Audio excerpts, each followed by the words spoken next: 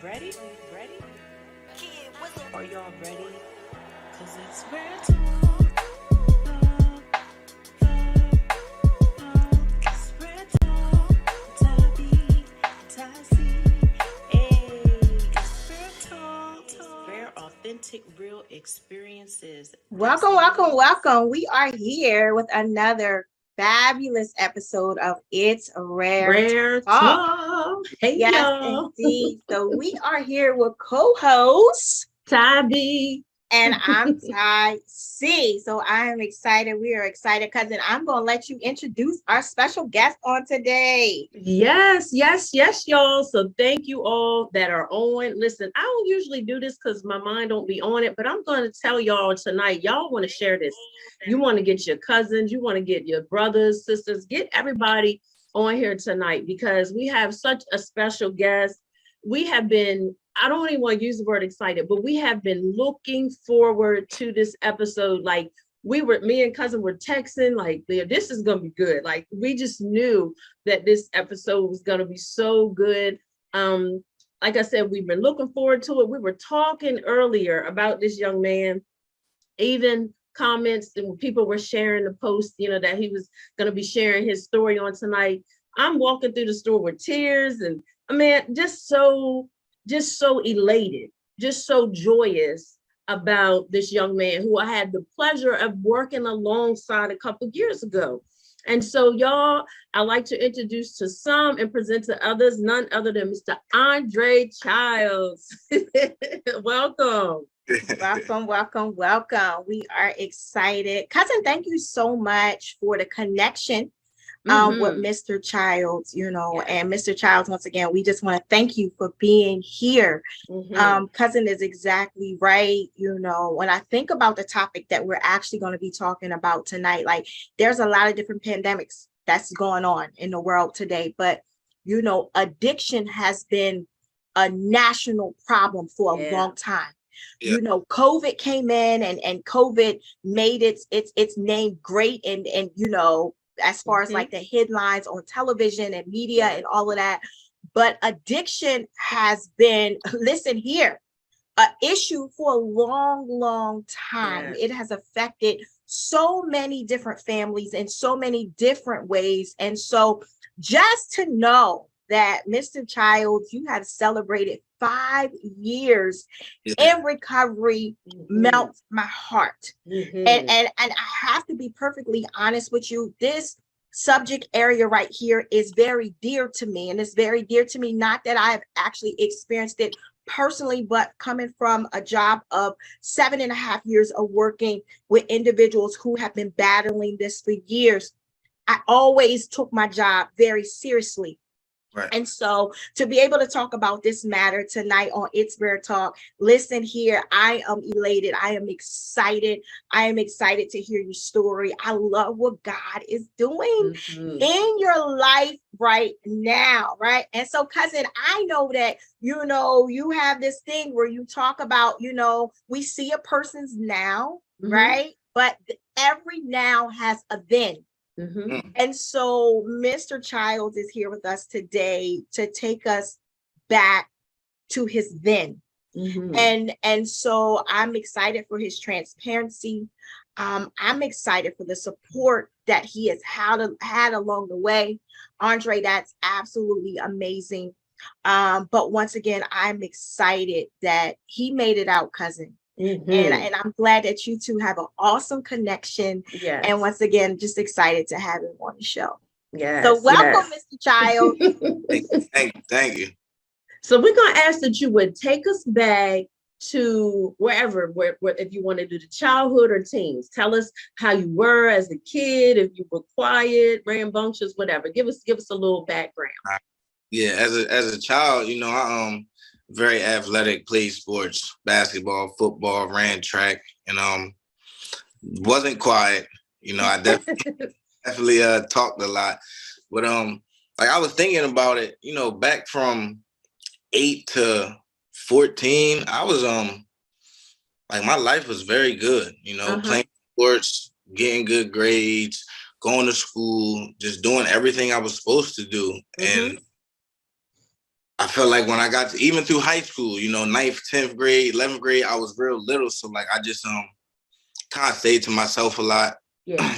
Played sports, stayed to myself because my sister, you know, she graduated in 2004, went to Hampton University, was always making honor roll, dean's list. Like, so I felt like, man, I have to stay on top of myself because like, you know, she out here like doing her thing, and things didn't end up that way. And sometimes I sit back and I ask myself, you know, maybe I didn't feel like I was good enough. You know what I'm saying? And that's maybe what transpired to send me in the wrong direction. So, you know, my childhood as a young child, everything was fine. My teenage years is when things started to take a turn. Okay. So how about senior year? Did you graduate or I graduated high school, you know, played varsity football, running back, defensive back, played basketball, and I even went to a JUCO college in Oklahoma for 2 years. And I feel like that is when I realized that maybe I might have an addiction problem. I didn't know nothing about addiction, narcotics, Alcoholics Anonymous, but I was in school and I was out like partying. You know what teenagers do, what young kids do. You go to college, you party, you get up, you go to class. Well, the difference was I was partying and everybody else was getting up and going to class and I wasn't. Okay. I'm saying, so after being out there for a year and a half, I came back home to Claymont, Delaware, and that was in 2011. And that's really when I had like dibble and dabble, you know, smoking, drinking, doing some pills here and there. But when I came back from college is when my addiction really took off. Yeah. So it went to a whole nother level. Was it because you just had idle time? Do you feel like, so you didn't finish? You went to JUCO for a year and a half, but you didn't finish. You came back. So when you got back, did you feel like, man, what do I do now? Like, what do you think your mindset was at to cause, like you said, the dibbling and dabbling to go haywire, out of control?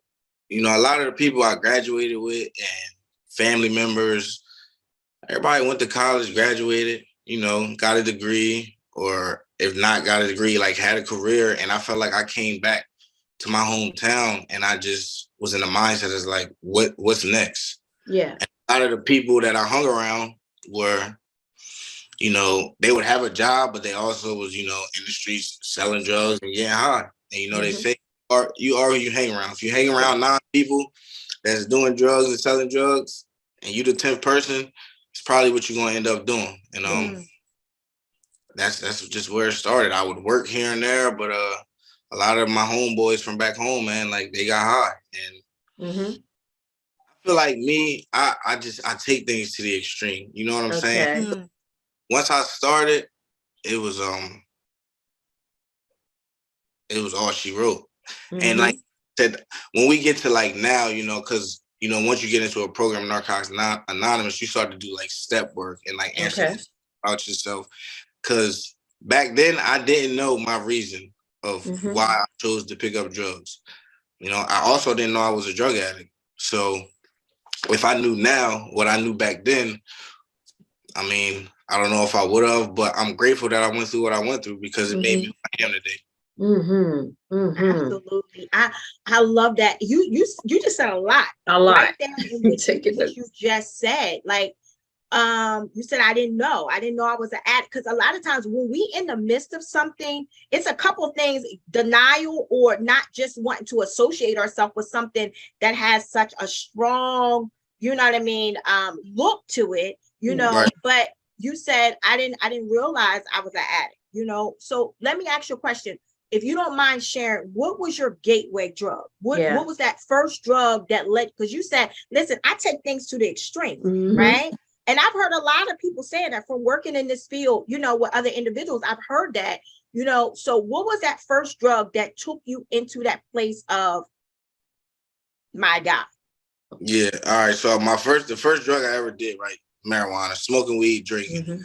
But I would do, Xanax or perks here and there. But the first time I did opiates, like I sniffed a bag of dope, it gave me a whole different feeling. And I feel like from the first time I touched that drug is when I said to myself, like, this can get dangerous very quick. But in my mind, right, I'm telling myself that like I'm not like these addicts that walk around here and can't work and don't have no money and don't care about how they dress.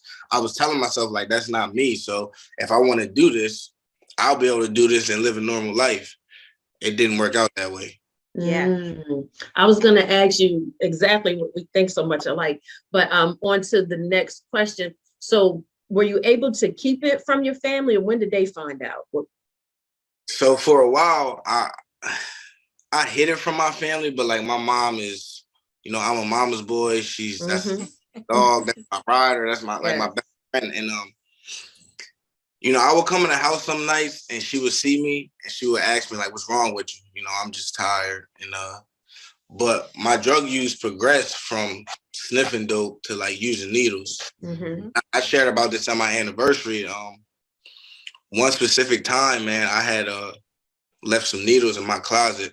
And my mom, she knew something was going on with me. She knows me. I walk in the house, eyes bloodshot, or my pupils all pinned. She knows something's going on. And she looked through my closet and she found a pack of needles. And she said to me, "We got to figure something out." Because my mom, she's like, "I'm not going to let you die in these streets from using drugs." And it got to a point though that like even when my mom knew and my dad knew and my sister knew, like it didn't matter because now I'm all in. You know what I'm saying? No matter who knows, no matter what people think, I don't care about keeping a job. I don't care what my family thinks. Like I'm in the midst of active addiction. Like I'm all in. Yeah. So it doesn't matter to me. Family events, going to birthday parties, Thanksgiving, Christmas. I'm going in there high at the table, nodding out, falling asleep, and just not caring.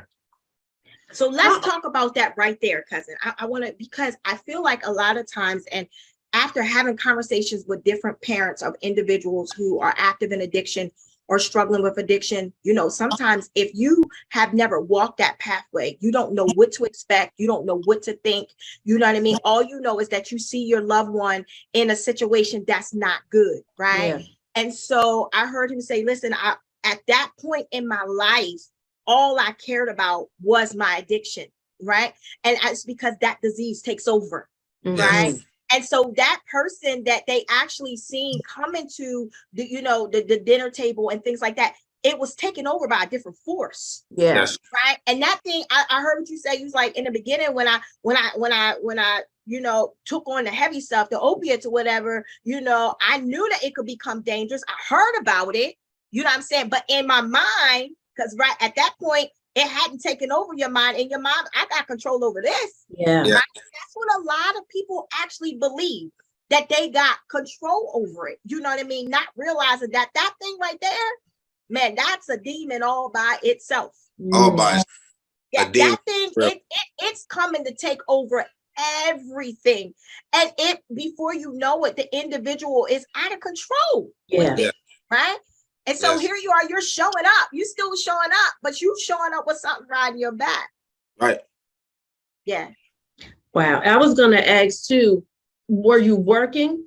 Were you still functioning like with a job, or was you just like getting your money in the street or whatever? I was working. I would have a job here and there, Okay. I used to work with my uncle cleaning like Wawa floors, and then I worked at Bellevue State Park. Worked there for about 4 months, got fired. Worked at Stanley's, a restaurant. Worked there for about 7 months, got fired. I would have a job, but I could never keep a job because if I woke up one day and I didn't have no drugs, there was no way I was going to work. And if I did go to work, I would try to find a way to either leave work and go use, leave work and go find some money, steal some money and go use. It was just, I couldn't keep a job if I didn't have drugs. I couldn't do nothing in life. But like she was saying, it was really a demon that took over my body. Like if I wake up today and I don't get no drugs in my body, I will not be a productive person. It had you like that. And so what's your age range during this time? I would say when I was deep in my addiction, 19 to 25. Wow. Wow. 19 to 25. Okay. Mhm. Okay. And so during that time, did you ever seek out like try to get any help that, I know your mom was on you and your family, but did you ever go into a facility at that time? Did you ever try, how, because sometimes somebody would try something for 30 days and that didn't happen. So did you try anything? I went to a treatment in Pennsylvania in 2014. I went 2 different times. The first time I went, I completed. I stayed there for 18 days. But at this point, I really was just going because I was trying to make my mom happy. Mm-hmm. You know what I'm saying? And I knew in my mind that like I was on like a little vacation.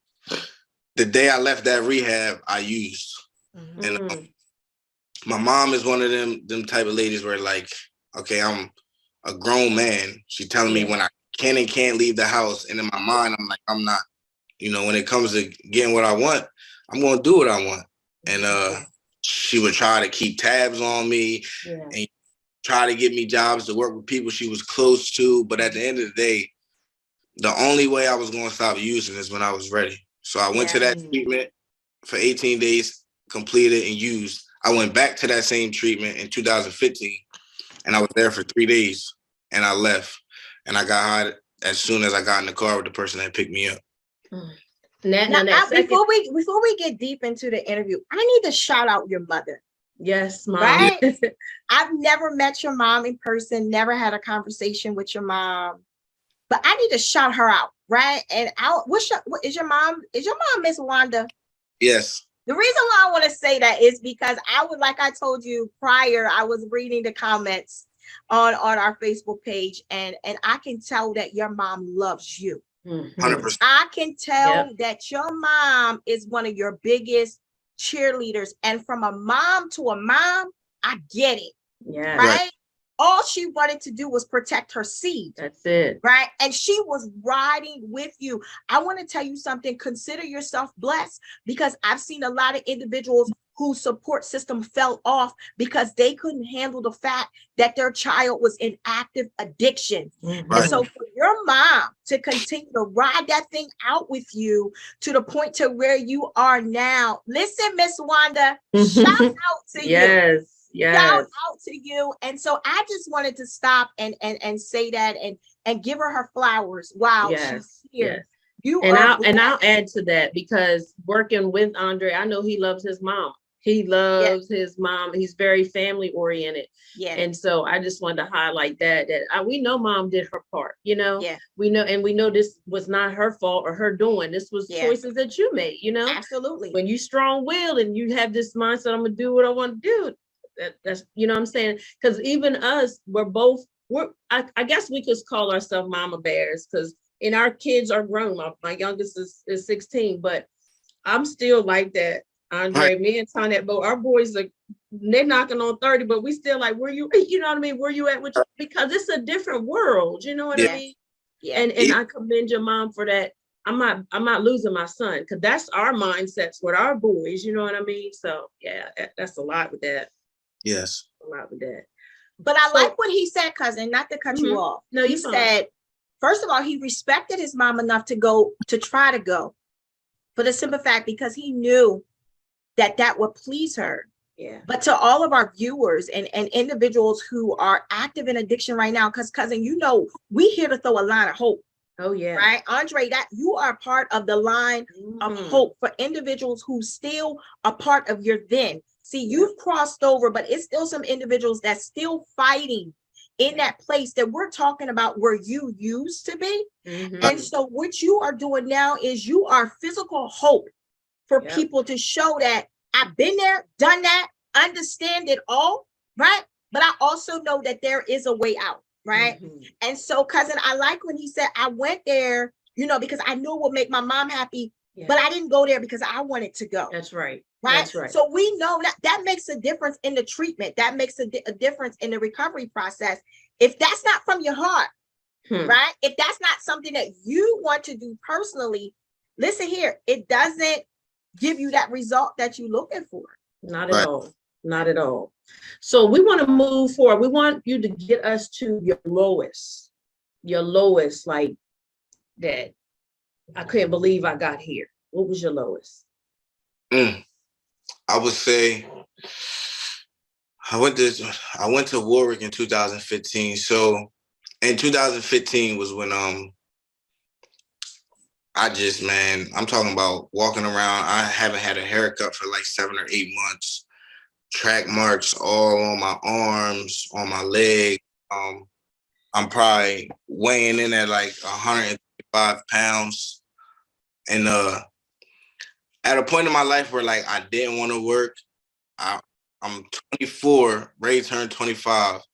And like I'm calling my mom at nighttime, asking her, can she stop at McDonald's and get me a double cheeseburger from McDonald's? Like I'm a grown man with no money in my pocket, not eating, not caring what I look like. If I wanted to go get a haircut, I have to call my dad and try to get some money. I was hopeless. Like I'm talking about down bad, man. And at that time and point, like I didn't really have no hope. Like if I'm being honest, it was times when like I would stick a needle in my arm and like I would hope, maybe maybe this will be it, because I'm tired of suffering and I don't know how to get clean. I went to treatment, that didn't work, and I was okay at 24 years old. That like, man, I'll probably die before I'm 25 as a drug addict, and I'm all right with that. But in all reality, I really wasn't okay with that. I was just so far gone in active addiction that I just didn't want to live no more. Jesus. Jesus. The battle became that severe. Yeah. And I believe what you are saying, you gotta excuse me, because man, this topic makes me emotional, because I want to see people win. I want to see people free, and I want to see people healed. And I believe what you just said is what a lot of people feel on the inside. Yeah. You're speaking, you are able to verbalize now what so many people really want to say. Yes. Right? But you said, I'm saying this, but this is not, there's another part of me saying that I do want to live, but I can't kick this thing. Yeah. This thing is too heavy. This thing has overtaken me. This thing has taken me to my lowest point of just not caring. Yeah. Right? And so here we are.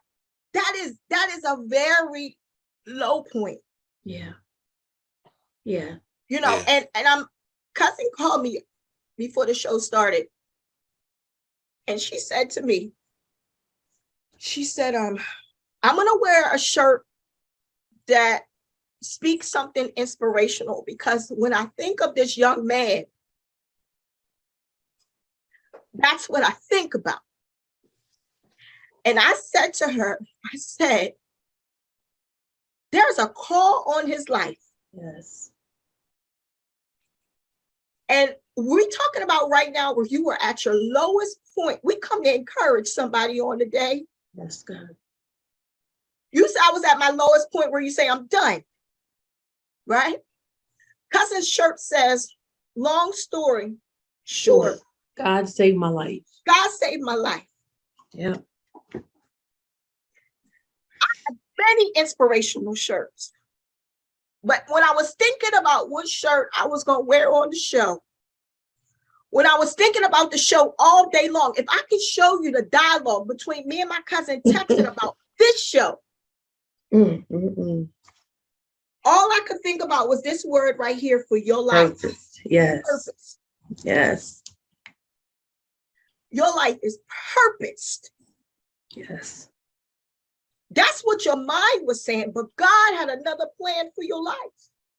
And so here we are at this point right here, and you're saying, I don't want to. What was the turning point? Where did this shift come in at? I was sitting in my kitchen with my mom and my sister on Easter 2015. And we had Easter dinner, just me, my mom, my sister, and my nephew. And I remember, man, my sister sitting at the table, like she's also one. You know, my mom, my whole family supports me very. But this particular moment, it was me, my mom, and my sister sitting in my mom's kitchen, and I just remember like my sister just crying and asking me like, "Why can't you stop?" She's like, "I don't understand. Why do you have to live like this? Like, why can't you do something different? You've been to treatment, it hasn't worked. We try to come up with these ideas, like nothing's working. Like, I don't want to lose you. I don't want you to die in the streets, but like, why can't you stop?" And at that point, I didn't think she really understood how deep this active addiction was for me. But I just remember seeing my mom and my sister's face, man, in 2015, and I said to myself, I gotta give myself a chance. I had this therapist that I talked to, you know, and I'm always been the type of guy, man. Like, I'm always honest. I'm always open about what I'm going through and what's going on. And she found that treatment facility, Warwick Manor. I can honestly say, even when I went there, right, when I left there, I didn't stay clean right away, but I didn't go back home. You know, I went to that treatment facility. It was about a couple of days before I was ready to leave. And I just told my counselor, man, if I go back home where I'm comfortable, I'm going to put myself with people. I'm going to put myself in the same neighborhood. I know where to go. I can walk there. I don't need a phone. I'm not going to stay clean, and I'm going to end up dying.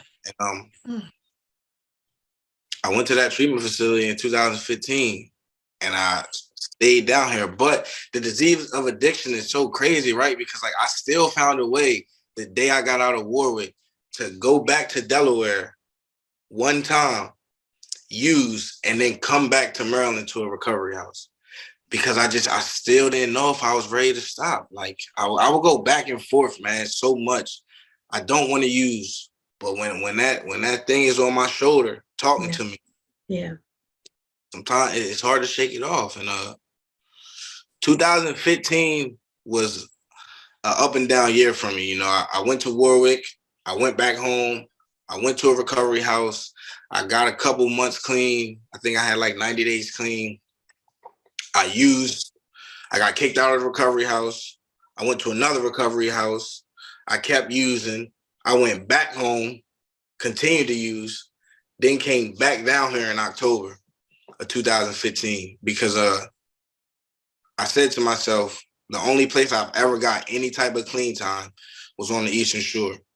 And I felt like when I went back home after being down here, it wasn't even about like being in a dark place. It was just about the years that I've spent in Claymont, Delaware doing that, and the 90 days that I spent up here clean. And I said to myself, I'm tired of living this way, man. Like, I'm just tired, you know, and now I'm going to go down there and give it 100% shot. You know what I'm saying? I'm going to give my all. I'm going to take some suggestions. I'm going to get a sponsor. I'm going to do step work. I'm going to find some people who really, you know, got some clean time and are really trying to live a new way of life and be productive members of society. And that's what I did. And, you know, my story, relapse is a part of my story, right? Like I had years clean from October 2015 to October 2017, and then I relapsed after having 2 years clean. And even just sitting here thinking about that, man, like I know what I did wrong. I know what happened, because it wasn't like I wasn't happy, you know? Yeah. Those 2 years was the best 2 years of my life. But for me, when I started dealing with somebody back home, and I like kind of like disconnected myself from the program of Narcotics Anonymous, from my the people in my recovery house, my sponsor, my sponsees, and I started hanging back around with the same dudes I hung with when I was in active addiction. But I thought I was okay because I had 2 years clean. And let me tell you something. Listening to you makes me think about how powerful the mind is, right? But then you still had the drugs that's affecting the mindset all the more. You know, they always say a mind is a terrible thing to waste, but the mind is very powerful. That mind have us doing all kind of stuff. But I commend you sharing that part, because a lot of times you know, we can miss detail, and you just shared some detail right there. And like cousin said, we just appreciate your transparency so much. And we definitely believe that you're helping some people. I want to share something with you that I realized about the word recovery, because we hear it, but a lot of times people just think what people have their own, you know, definition of what recovery is. But this is what I found out about recovery. It's about the get back. That's in Latin, that's what it is. It's get back. It's getting back and getting back what we lost. Now, my struggles weren't your struggles. I don't have your story, but I definitely had some things that I had to recover from. So I had to get myself back together, my mind, you know, healing, all that stuff. Everybody has a different journey, and this one just happened to be yours. But I think about how, you know, you persevered, you know, even when you didn't know what that was going to look like, you know, and you could have just quit and gave in. But, and as cousin said earlier, God had a plan. Even when you thought that needle, one of them last needles was going to be it, God said, not so. See, when he has a plan, it doesn't even matter what the enemy does. It won't work. It'll form. It might even manifest, but it doesn't mean it's when God has when you're sealed, like when you're chosen for such a time as this, the enemy he can only do so much. But just the fact that you kept persevering, and guess what? God knew all along that heart.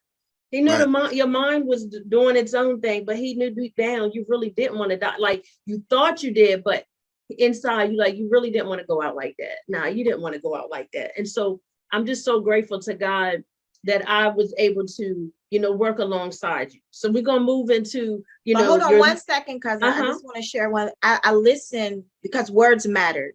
Yes. I listened to him say, I went to rehab because of my mom. Mm-hmm. And then I got to a low place. And then I heard my mom and my sister. I heard. Then I heard him say he got to talk with himself. Yes. Mm-hmm. I'm tired of this. Yes. Mm-hmm. For all those that are watching and viewing and want out, you got to have a conversation with yourself and mean it. I heard him say, I want out. Mm-hmm. And then he started to seek out places of his. See, once you have that mindset, once he was ready to shift, didn't say the opposition wasn't going to come, right? But he was ready to shift. And then I heard him say he went, and then he realized he couldn't go back. To the same. He was able to identify some triggers, yes. some red flags. I can't go back home. If that place is not safe for me. It's true that you really do have to change people. You do, places and things. Yeah. It's necessary for survival. Very. Right? He wasn't strong enough to go back to those places yet. And now he's starting to admit some things to himself. Mm-hmm. Now he's realizing he's now talking to the man who he sees in the mirror. Yeah. Right? And now we're starting to see results. Yes. Did he fall? Yeah, he fell. Mm-hmm. But he was able to say, okay, wait, I see why that happened. No longer making excuses. That's right. All right. But so he was trying to find solutions then. That's basically, it was the like mindset has shifted. That's right. You got to shift the mindset. It's important to shift the mindset. Yep. Right? Until you shift your mindset, it don't matter what nobody say. Mm-hmm. That's it. And also another thing is the shifting of the mindset allowed room for God to move. Yeah. See, I believe there's a lot of people that addiction, and Andre, you can, you know, comment on it. There's a lot of people that addiction has took out of here. Oh, yes. Yeah. A lot of individuals have died, unfortunately, from overdose. Mm-hmm. It's happened. It's true. I believe God had a plan for all of their lives. That's right. Come on now. There's a plan for everybody's life. But listen, he can't work where we don't give him room to work. Mm-hmm. When you shifted your mindset, because what you don't understand is, listen here, there was a word that was spoken over your life. Yes. And I'm assuming from reading a message, right? The mom commented and said, I'm so proud of you, son. And then there was a pastor who commented last night. I'm reading these text messages, and I'm telling you right now, Andre, my spirit was jumping. Yes. There was a pastor who then commented and said that she was proud of you. I don't know this pastor. She said that she was proud of you And she said that the Lord is going to do great things in your life. And she told your mother that she was proud of you and she hasn't seen nothing yet. Your mom came back and spoke the words that you spoke over his life. Yes.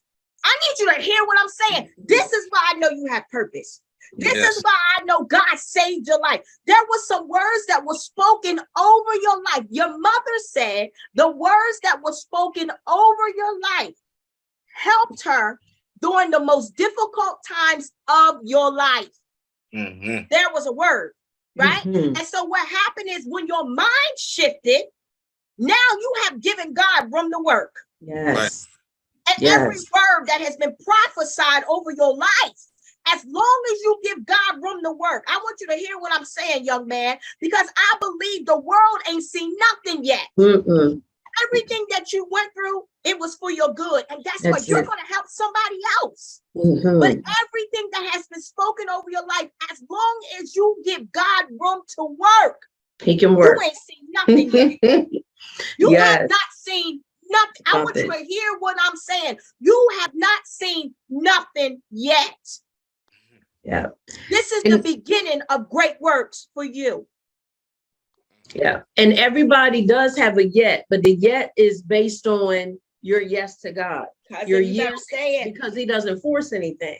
Right. You know, and as cousin said, your ministry may not be behind no pulpit, but you definitely got a street ministry and on the court. That's because you sharing your testimonies, helping other people. You know what I mean? You saving folk when you open your mouth. That's why you can't be quiet. Right. You can't be quiet. So when I called you, when we were talking about our shows and our topics, so we're strategic. We don't believe in just doing anything just to be doing it. That's not where we're at. Everything that we do has to be purposeful. So when we were talking about one of the topics was recovery, and we were like, who do we, you know, and God instantly put you on my mind. And so cousin asked me like how many years you have been clean. And I told her, and she was like, are you sure? I said, all I gotta do is ask. I'm gonna ask. And so when you responded back and you called me, you was like, with no hesitation, yes, I'm ready. I'm gonna do this. And let me tell you something, because you did this, this is another leap. You're overcoming all the more. Every time you share it, you are overcoming. And I love when you were talking about the steps in the step program. So that's what every day is. It's one step at a time. It's not about getting to the end right away. It's step by step. And you definitely have a calling, and you definitely matter. And I just think about your now, because working with you, and I didn't grow up around you, only knew what you shared with me, but working with you, I seen, you know, how you were so family oriented. You would bring your nephew on the trips and stuff like that. And, you know, just being hands-on with the kids, very manneral, you know, you have your mannerism. Like, so I know mom put in that work. You know, you were a gentleman. And I wanted to publicly say that you were a gentleman. We worked in close proximity. You were a gentleman the whole time. And the only thing I would want you to change, you can drop the miss and call me sis, okay? Because she's like, oh, don't make me feel so. just call me sis, okay? Okay. Yeah. But I got you. I've been able to experience your now with you, working with those, you trying to save them, telling them your story.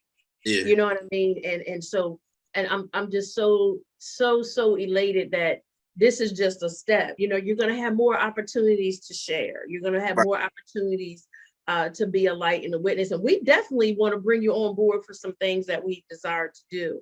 So, cousin, I'll let you go, because I'm feeling like listen, so I want to talk about his now. So we heard about that last time that you used, and you was able to identify why, and you realized you had went back into some old places. Take us from that point to now. All right. I celebrated 2 years in October 2017. It was like the second week of October. Then I relapsed like November 1st or something like that. And my relapse was from November to December 6th. My last day using is December 6th. And I'll never forget it because, you know, I was going back and forth down 301, going to Delaware. And I was driving back. You know, it's like an hour, 45-minute drive. I'm driving back, no music.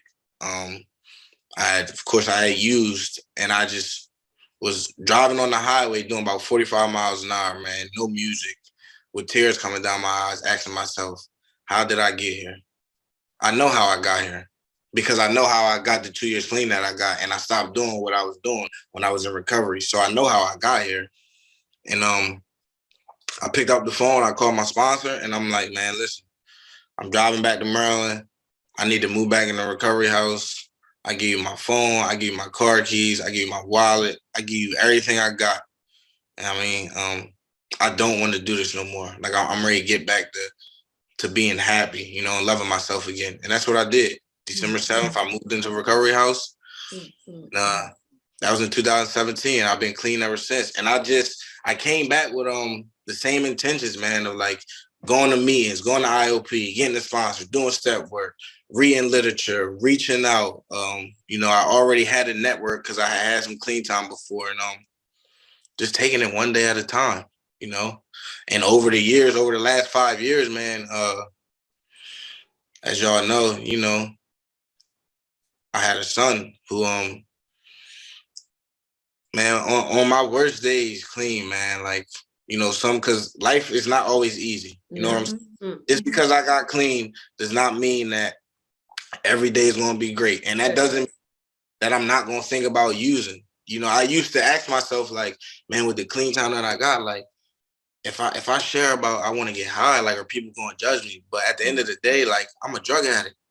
I'm just in recovery. Yeah. I got 5 years clean, so the thoughts still won't come, but thoughts aren't facts. You know what I'm saying? Like, I can think about using, I just don't got to act on it. And if I go into a meeting and I share about it, usually the thought goes away. And as long as I don't obsess about the thought, you know, think about it for a couple minutes. All right, come on, man. Like, we're not going back to that, you know, and keep it moving. But even on my worst days, man, like that little boy that's in the living room with my girlfriend right now, you talking about motivation. Of course, like, I did this for myself, right? Like, when I came in here this last time, I'm like, I'm not doing it for my mom. I'm not doing it for my friends. I'm not doing it for nobody but me. You know, I want to be clean. But today, like, it's not just about me. You know what I'm saying? Because like, I got to show up as a father, you know, as a friend, as a brother, as an employer, but most importantly, like, for him. Because y'all know, man, a lot of kids grow up without fathers. Yeah. And one thing that I'm not going to let happen is Baby Dre grow up without his dad, or Baby Dre see his dad in active addiction, because he don't know that guy that was in active addiction, sticking needles and smoking crack. He's never seen that guy. And he don't have to. No, he doesn't. That's good stuff. Doesn't have to. And I honestly believe, man, that like where I'm at today in my life, like, as long as I continue to do the things I need to do, he's never going to see that person. Wow. I love that. I love that. And I got to see him before we got on. He was like, who's that? He's so cute. He is so cute.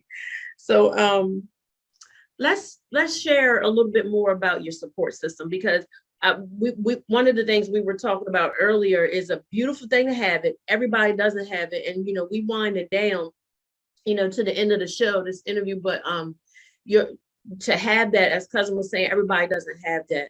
How does that make you feel? How does that make you feel? Makes me just feel loved, you know, and it also reminds me that, like, the things that my mind was telling me when I was in active addiction wasn't true.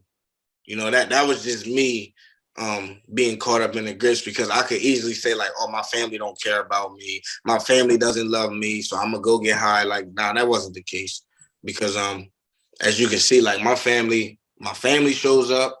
I got NA family that's not intermediate family, but I mean, they show up on a daily basis. When I celebrated 5 years clean, man, my family it was like 30 of them that came down here to drive 2 hours to Cambridge, Maryland, to sit in the church and listen to me share my story. Wow. And I truly believe that if it wasn't for my Narcotics Anonymous network, man, like, the guys in my network who I can get vulnerable with, it's been multiple dudes that I'm talking about, I've like real tears cried on their shoulders, or vice versa. And, you know, as men growing up or coming in Narcotics Anonymous, we got this mask on that, like, oh, we can't get vulnerable with another dude. We can't cry to, you know, they'll think we're soft, but like all that, for me, that was just a mask, man. Today, like, all my homeboys in Narcotics Anonymous to tell you that I go in the meeting, I share with them, I share in the meeting, I cry on their shoulders, I cry in the meeting, because like at the end of the day, I'm willing to do whatever it takes to get another day clean. Yeah. Yeah. Yeah. One day at a time, man. That's all we're required to do. That's it. When we try to live more than one day at a time, that's too much. Yeah. That's all. It's too weighty. It's too heavy. Even for those who are not struggling with addiction, all we are required to do is live one day at a time. That's it. One day at a time. And so just know, we encourage all of our listeners, just know if you have that support system, reach out to them. You know what I mean? You don't have to be islands. Yeah. I said, pick the phone up, call somebody. Exactly. You know, a lot of times people suffer in silence by choice, or pride gets in the way. And I'm glad that you even shared about, men can cry, because when you don't shed tears, that keeps you prideful. But God is closest to those that are of a contrite spirit, a broken heart. That's what God, because that's saying, okay, I can get in. It's like breaking up that fallow ground of the heart. God can really get in. And that's all he wants. That's what he wants for all of us, just to be able to come in and love on us and show us that we have purpose. He has need of us. And so we're so, again, elated that you shared this time with us, and all those that, are on here. Anything you want to say that we didn't add, anything you want to share to any of those that are listening right now, or may come back and see this later? Anything you want to say, you have that liberty to do so. Just want to let everybody know it's possible, man. I say that because when I was in my active addiction, I didn't think I could get a day clean. And like today, I sit here with 5 years. So if I can do it, anybody can. You just gotta open up. You gotta get vulnerable. You gotta call somebody. You gotta ask for help. Because the longer you stay quiet, the worse it's gonna get. And I'm saying that with experience, because there were so many times, man, where I wanted to reach out for help, or I wanted to cry out for help, but I didn't want to be judged, or I didn't want to be called a dope fiend or a crackhead or a junkie. But at the end of the day, like, my pride was getting in the way. Because if I would have reached out earlier, thankfully, I'm glad I went through what I went through. But because like you said, there's a lot of people out here dying who didn't reach out. I don't know, I'm ready to bring my son in here real quick. Okay. I want you to bring your son in. And I want to share this with you before you go get your son. I heard you say, I'm just a drug addict in recovery. Right? That's not who you are. Yeah. I want you to hear what I'm saying. That's not who you are. That's who you used to be. Right. From this day forward, every word that you speak out of your mouth over you, speak something different. Yes. Right.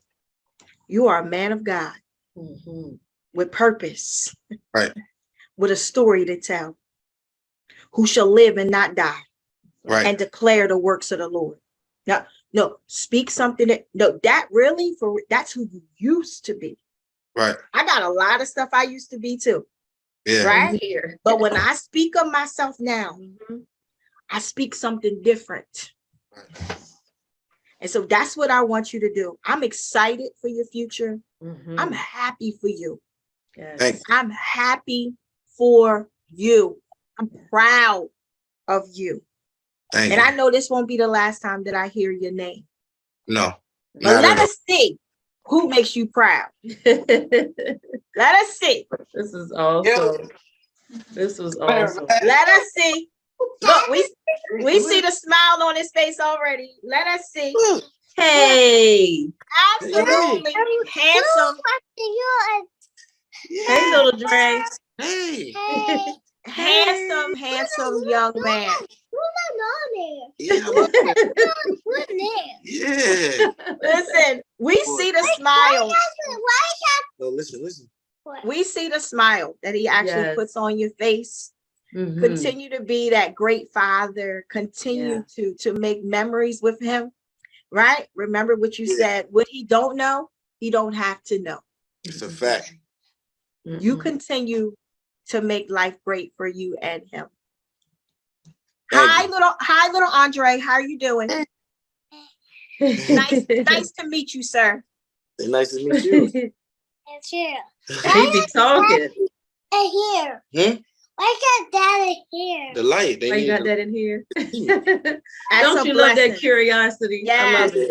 that's a blessing. Go So, ahead, cousin. I'm just gonna say, so again, Andre, we appreciate you. We want you to stay motivated, stay encouraged. Remember, it's a one day at a time. And when you said something to the viewers about reaching out, anybody that's struggling, because when we hungry, a closed mouth don't get fed. So when we hungry, we're gonna open up our mouth and say something. So if we want something different, we do need to open up our mouths and just ask for help. Let's get that pride out of the way. So Right. again, thank you. We appreciate you. We want you to enjoy this holiday time.